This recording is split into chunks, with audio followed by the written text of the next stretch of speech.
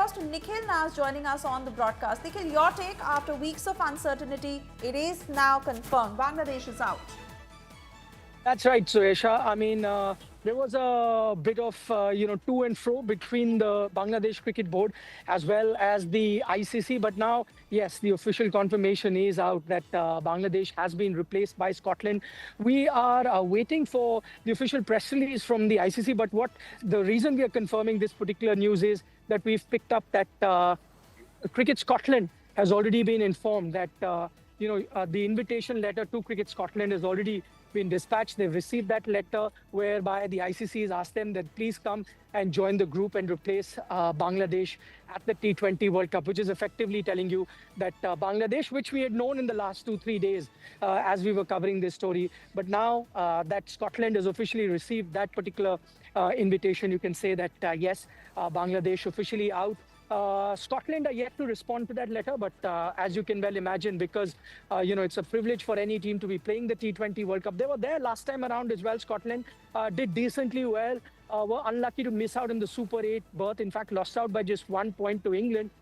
So they'd be chuffed that they've gotten that invite. That letter has actually gone from the CEO of the ICC to Cricket Scotland.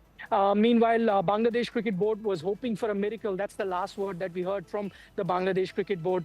Once they decided they're not going to change their stance, they also said that they were hoping for a miracle that ICC might last moment be considerate enough to have them in the World Cup. That's clearly something that hasn't happened. So where we are at the moment, Suesha, this is for the very first time that a team has been removed from the World Cup for the entire duration of that tournament.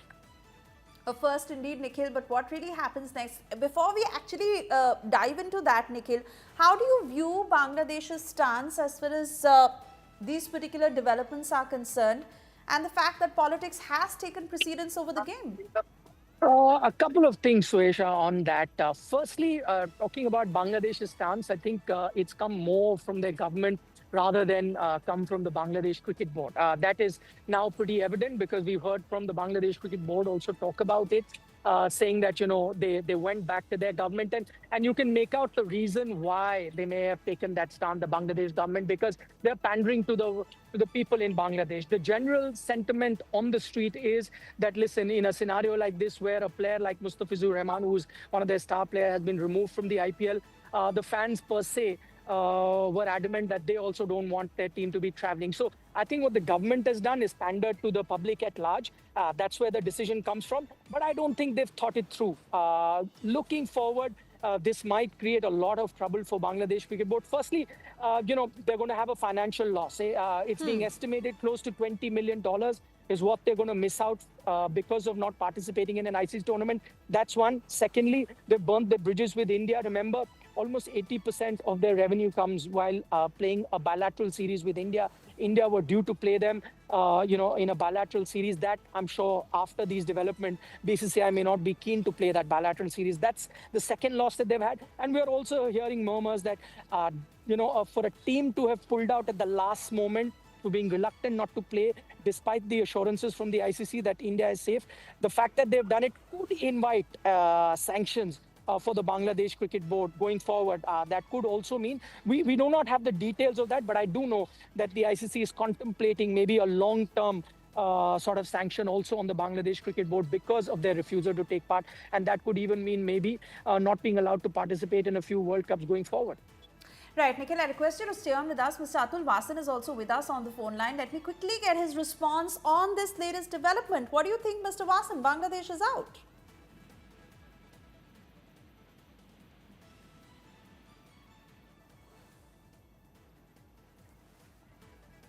All right, not too sure if Mr. Vasan is still connected with us. Nikhil, if I could come back to you, especially since you mentioned sanctions. What is the impact that this can have on Bangladesh cricket moving forward? Impact, as I just explained, Suesha. See, 80% of Bangladesh's revenue comes from either ICC tournaments or from a bilateral series versus India. So now that they're not playing this year's ICC tournament, that is, of course, the World Cup, that's going to be a major loss for them. That's one. Secondly, as I mentioned, the second part of that money that they get is always coming from a bilateral series if they were playing against India. That now, after what they have done, I doubt India would be keen to play a bilateral series with them. So these are the two areas which are not going to happen. That means an 80% revenue loss for Bangladesh Cricket Board. Can they survive this 80% loss? No. I think any entity, any commercial entity, if you were to take away or wipe away about 80% of their revenue, that's going to be a major loss for them. And I think that's going to be there with the Bangladesh Cricket Board as well. Would the government chip in? Maybe they'll have to go to the government. But as you know, that politically as well, Bangladesh not in a great situation at the moment with the political turmoil there. They're, of course, waiting for those elections to happen. But will the government bail them out financially? That also seems highly unlikely at this moment. So the future is looking bleak. I think it would have been prudent from the perspective of Bangladesh Cricket Board to have eventually given in to ICC demands rather than digging their heels in.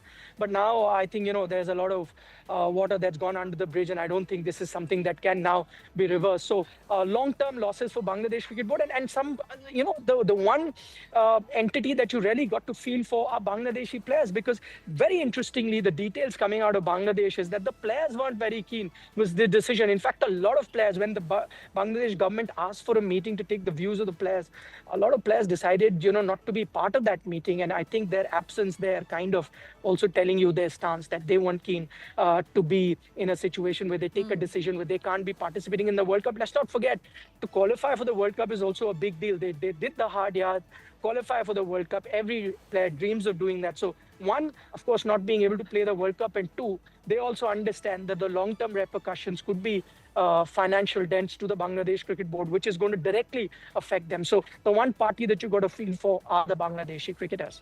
Very interesting, Nikhil. And given how Bangladesh also tried to arm twist the ICC, given this decision that has now seen the light of the day, what is the message that goes out to all of India's adversaries? I think this goes out to every cricketing nation, Suyesh, I'll say that, because you could say that Bangladesh cricket had held ICC hostage for a long time, threatening that they'll pull out of the tournament, and they thought that maybe basis on this pressure, they are going to get bogged down. But what eventually happened, and I must also tell you, there is this narrative that is doing the round that it's India that has decided to remove Bangladesh from that situation, which is quite contrary to what the reality is. Remember, it's the International Cricket Council, the ICC, that has taken that step. And that happened in a very democratic setup where you had a situation that all board members got together, 14-2.